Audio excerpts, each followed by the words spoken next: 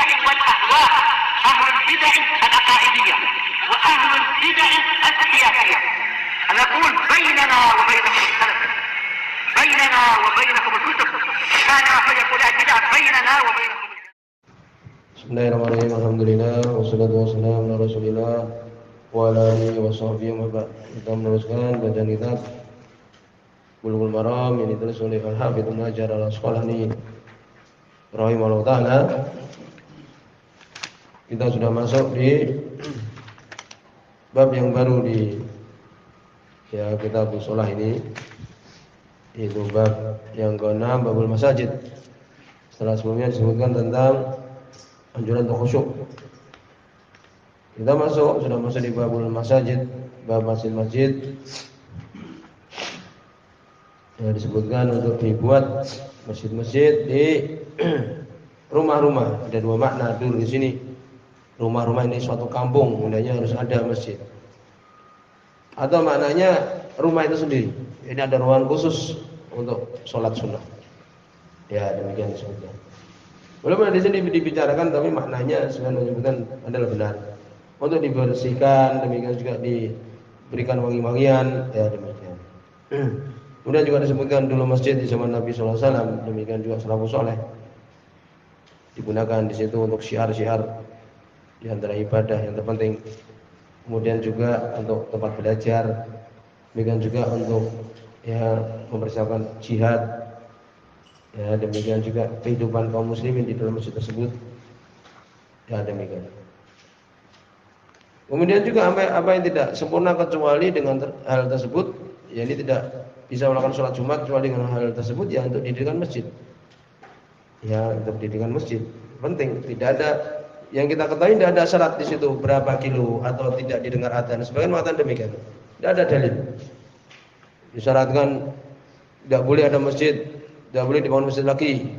Kenapa? Karena masih mendengar adzan. Nah, ini batil, fatwa batil. Kalau kemudian disyaratkan seperti itu, ya berapa kilometer kita harus kemudian membangun masjid. Ya, demikian. Apalagi masih ditegakkan sholat Jumat yang untuk ahlussunnah jarang. Kalau kita mau lebih mendalam tentang pembahasan sholat Jumat, haram mendengar khutbah Jumat yang di dalamnya itu masalah bid'ah, hampir semua. Nanti hari raya, hari-hari besar Islam itu nanti sebuah bid'ah maulud. Jadi yang tidak mendukung untuk didirikan masjid ahlussunnah batil. Mensyaratkan harus jarak berapa kilometer. Demikian juga tidak mendengar adzan. Dari mana dalilnya? Hati-hati untuk berfatwa dalam masalah ini. Ya, tidak ada syarat. Apalagi kalau kemudian dalam ahlussunnah sendiri ada permasalahan udzur bil jahl. Ada yang mengatakan tidak ada udzur bil jahl, ada yang mengatakan ada udzur bil jahl. Yang berpendapat tidak ada udzur bil jahl lebih wajib lagi membangun masjid. Ada masjid-masjid yang imam-imamnya itu banyak tawasulan, tuh berarti kan bagi mereka tidak boleh sholat di belakang, ya kan itu. Nah, itu dia didukung, ada ahlussunnah bangun masjid didukung, bukan malah digembosi harus ini batil. Yang masalah tidak ada dalam hadis Nabi sallallahu alaihi wasallam. Didukung, yang buat masjid-masjid ahlussunnah didukung. Ya, bukan malah digembosi dan sebagainya. Dibantu, disemangati, ya. Apalagi kalau kita mendengar khutbah Jumat itu bid'ah, dianjurkan para ulama menutup telinga kita atau menyibukkan dengan perkara-perkara yang diperbolehkan secara syariat. Jauhi khutbah-khutbah Jumat yang batil seperti itu. Diramaikan masjid-masjid ahlussunnah, bukan malah digembosi. Harus syaratnya tidak mendengar tidak terdengar adzan, tidak terdengar adzan. Mana dalil itu? Ya, kemudian juga apalagi sekarang dengan mic. Hendaknya disemangati yang buat masjid, dibantu, bahkan malah digembosi dengan ilmu yang masih kurang. Ya, demikian. Kemudian berikutnya kita masuk hadis yang kedua di sini di antara pembahasan masjid-masjid. Tidak boleh bangun masjid di atas kuburan, demikian juga tidak boleh kemudian masjid dibangun kuburan padanya. Hadis yang kedua, qala Allah Ta'ala wa Nabi Hurairah, dari sahabat Abu Hurairah radhiyallahu anhu, qala beliau mengatakan, hadis muttafaqun alaih, qala Rasulullah, berkata Rasulullah sallallahu alaihi wasallam, qatalallahu al-yahuda, sebutkan oleh Imam Sunani, maknahu qatalahum, yakni ahlakahum, Allah menghancurkan mereka, orang-orang Yahudi. Ittakhadhu qubur anbiya'ihim, mereka menjadikan kuburan-kuburan nabi-nabi mereka masjid-masjid. Ya, ini mereka menjadikan kuburan nabi-nabi mereka masjid-masjid. Mutan ali hadis ini semua Imam Bukhari, demikian juga Imam Muslim. Wa zada Muslim, Imam Muslim beliau menambahkan wa Nasara, yakni orang-orang Nasrani. Berarti orang-orang Yahudi demikian juga orang-orang Nasrani menjadikan kuburan nabi-nabi mereka itu sebagai masjid-masjid. Kemudian juga disebutkan di dalam permasalahan yang berkaitan dengan hadis ini, Syalbani beliau mempunyai tulisan yang bagus tentang masalah ini.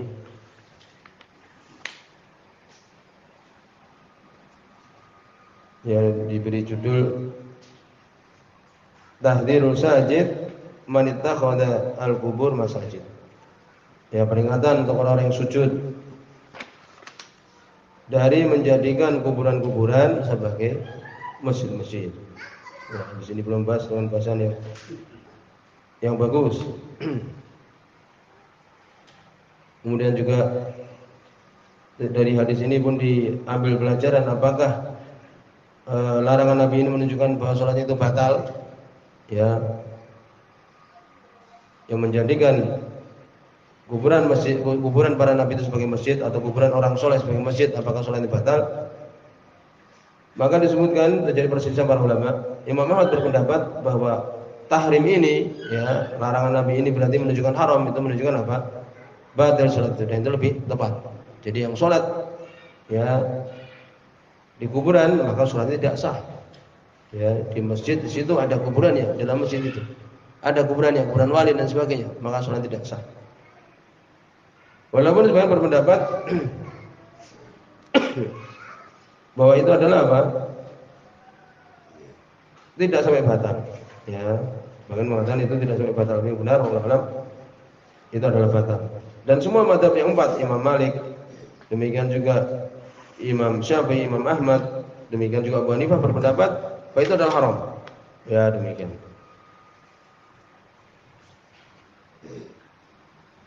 Kemudian ada tambahan juga, ya, walahuma, demikian juga semua Imam Bukhari dan Imam Muslim, min hadis Aisyah, dari hadisnya Aisyah radhiyallahu anha, kanu idza mata fihim ar-rajul as-salih.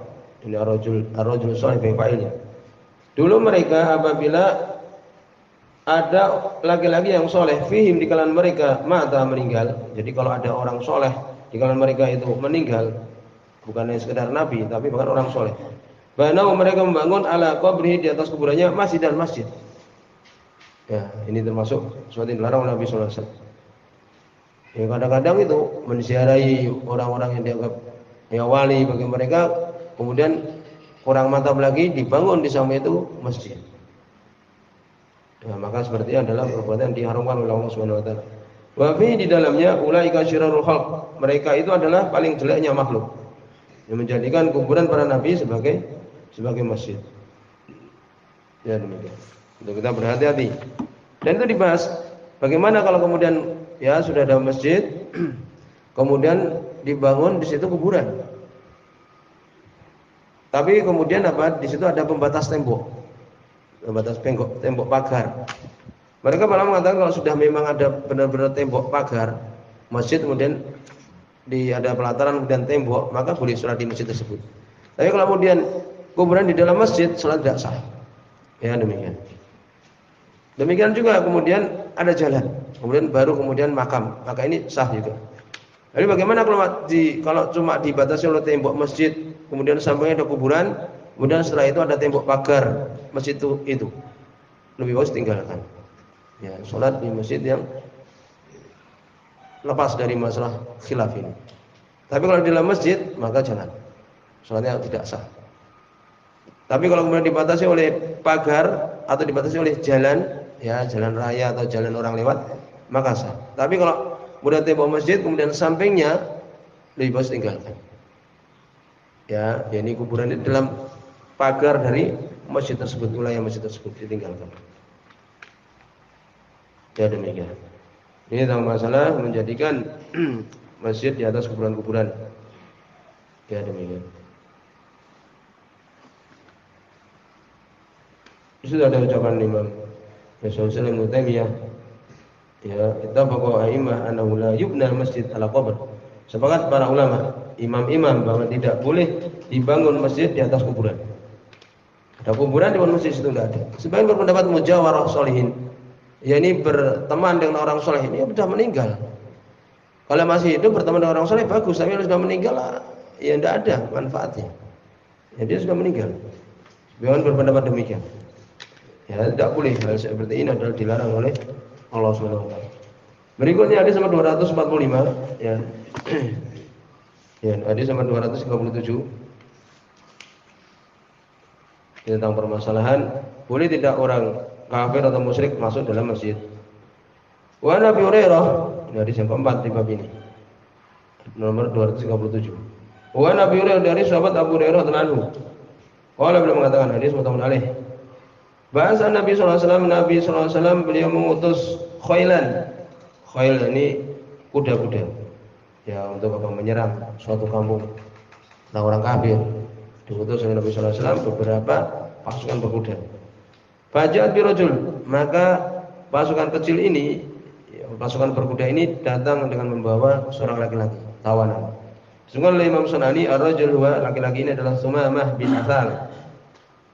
Sebenarnya riwayat Imam Bukhari dan Muslim, yang demikian juga yang lainnya. Ya, Sumamah bin Athal. Waktu itu belum masuk Islam, masih musyrik. Ya. Bukan berarti Nabi merintahkan untuk mengikatnya di tiang masjid, bukan. Tapi Nabi membiarkan. Ya, demikian kisahnya. Dibiarkan selama 3 hari. Ya, murbihi salasa ayam, dibiarkan selama 3 hari. Kemudian Nabi mengatakan, "Ma indaka ya Sumamah?" Apa di semua yang Sumamah? Ini mengajak masuk Islam. Ya, bukan begitu. Ini Nabi bertanya demikian. Kemudian Sumamah ini mengatakan, "In qatalta dadamin." Dadamin, kalau engkau bunuh orang yang punya darah. Wa in tamunnu ala syakir, kalau engkau memberikan kebebasan, engkau memberikan kebebasan orang yang mau bersyukur. Kemudian Nabi melepaskannya. Ya, tidak bunuh, dibebaskan. Kemudian dia pun mandi di samping Masjid Nabawi, Sumamah ini. Setelah mandi, kemudian dia bersyahadat, masuk Islam. Sebenarnya berpendapat untuk orang masuk Islam mandi dulu. Itu. Ini kisahnya demikian. Yang menjadi syahid apa? Bahwa Nabi SAW didatangkan laki-laki ini, Sumamah, yang waktu itu dalam keadaan musyrik.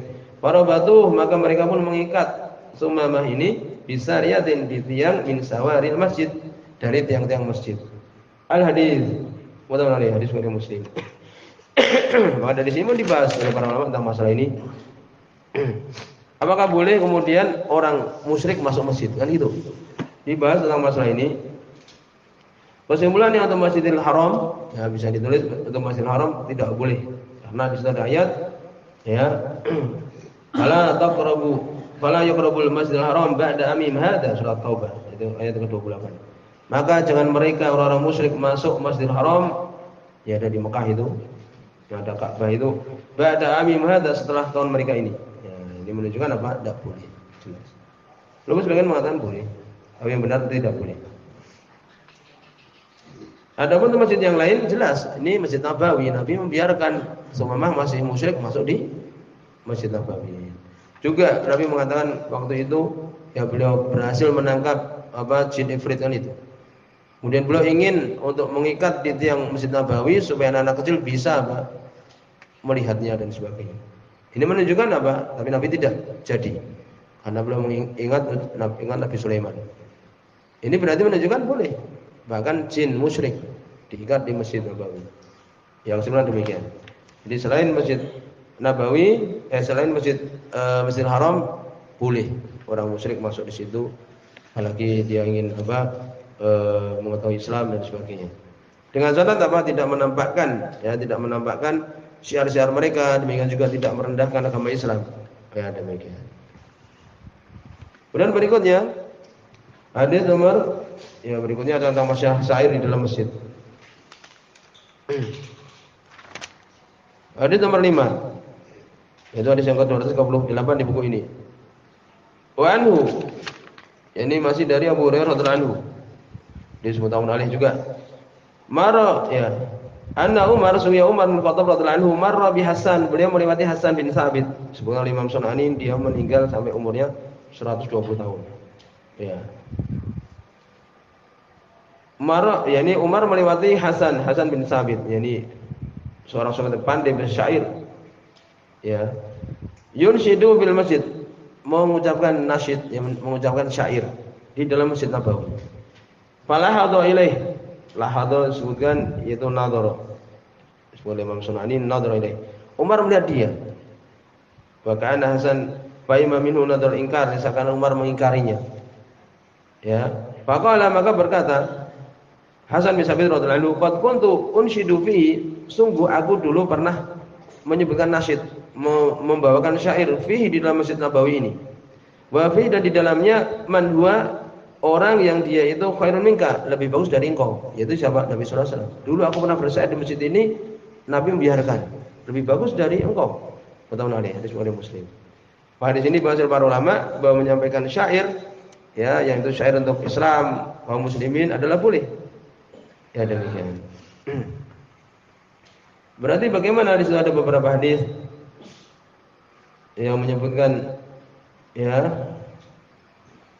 hadis Abdullah bin Amr bin As radhiyallahu anhu, Mas Imam Abu Dawud, demikian juga Imam Ahmad, anna Nabi sallallahu alaihi wasallam naha an insyadi syair fil masjid. Hadis sahih juga Nabi melarang menyampaikan syair dalam masjid. Dikirim oleh para ulama kalau itu adalah syair-syair yang dia itu yang haram, perkara jahiliyah, tidak boleh. Tapi kalau dia itu perkara yang mubah, demikian juga berkaitan dengan jihad, maka boleh. Dalilnya hadis kita baca ini, Bukhari Muslim. Belum ada hadis yang menunjukkan larangan. Berarti kirim kepada makna apa? Yang dia itu syair-syair tidak ada manfaatnya. Tapi kalau syair untuk berjihad, demikian juga baik-baik boleh.